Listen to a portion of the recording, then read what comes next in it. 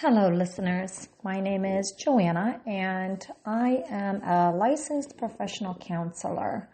And I figured it would be good to connect with some of you, most of you, in reference to what is going on today and the fears, worries, and anxieties that we all seem to face or at least experience minimally or maximally. And what is it that we can do to unite, to feel better, to manage this almost chaotic situation? So as we know that this virus has been affecting us, especially quite tremendously in the last few weeks.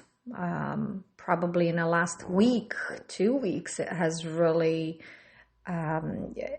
disconnected us from a lot of things, especially from the social interactions and the isolation that we almost have to take. So how things rapidly have happened, whether it is our children and schools being canceled, to restaurants being closed, to buildings being emptied out, and almost to a point where we all, if not most of us, have to work remotely and adjust towards this new kind of a norm of having our jobs at our home while managing our families at home and our children, their schedules. So it seems a little surreal as to what is going on, especially in the recent few days. And I know that most of us, some of you, I can speak for myself a little bit as well, that we are functioning on really just a reaction, needing to do and not necessarily being able to process because everything seems to be going at such a high pace. So we are trying to balance this almost chaotic recent days. We're trying to balance it, make sense of it, put it together and make sense out of it. In other ways, we're trying to bring control into our uncontrolled life at the moment. So we come home, we set up our computers, we try to log in remotely and have issues with that, to then hearing the cries of our children or tantrums, misbehaviors, even complete separations.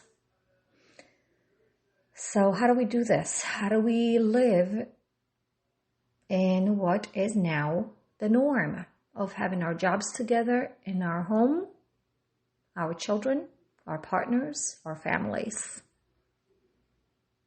Obviously, we all know that we have jobs for a reason, whether it is to bring a paycheck, to have something to do, to be independent, to provide, to be separated, right? It gives us a balance. We leave home where it is.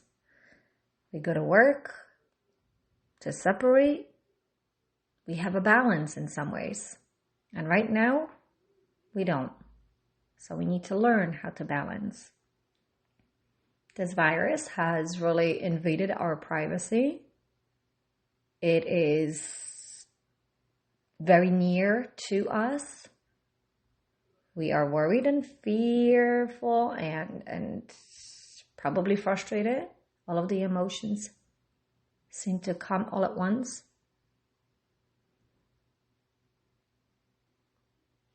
We live in our homes with the worry, in a sense of what we should do, where we should go, who are we next to? That's a new norm. We are becoming more conscious because our fears seem to be taken over. Our worry seem to be taken over. And yes, things will get better. Life will get back to normal, and I'm sure happiness will come upon. Celebrations will happen. But at this moment, we are, I don't know what we are. Different. So we need to learn how to adjust. So the reason why I wanted to record this is to bring it up front that we all seem to be going through the same thing. We're all running around like maniacs, trying to put things together as fast as we can. We are working, like I said, in our homes, kitchen tables, floor, bed. Our children are running around, sometimes even interrupting, coming into our video conferences. But it is what it is. It is the norm at this moment, and it is hard to separate from it. This virus has invaded our privacy, like I said, and maybe some of us are not doing so well. And hopefully we can get better soon. But we are all really in a panic where, like I said earlier, we are trying to be so conscious, and we are almost too conscious as to what is going on around us. We go to stores trying to keep a distance from people, humans, because we're not sure if they are sick or if they can get us sick, or if we are sick and can get them sick. We are not sure if we can even touch things. And if we do, we quickly get the hand sanitizer or tissue or paper. We are paranoid, people. So, as a therapist, as a human, as a person, as an individual that cares and loves people, and sometimes isolation, I know we can get through this. I know this is difficult. I know it is hard. And some of you might have a very difficult time with this. Because every personality is different. But the one thing that we all can do is breathe. Breathe for a few moments. And I know that sounds silly. Sometimes we all look at breathing as just crazy. And why should I focus on it? But it's how you decide you take it. Just breathe. No matter what you're doing, just focus on your breathing. Slow it down. Pay attention to your body. Listen. We don't have to move fast forward at speed. For what? The speed is already happening. The virus is already here. So take time off. Take a breath. Meditation or not. Using the applications on your phone or computers or stereos. Yes or no. You don't have to do that if you don't have it. Pause for a moment by breathing. Focus on the breathing. You're breathing right now. You're breathing while listening. You're breathing while talking.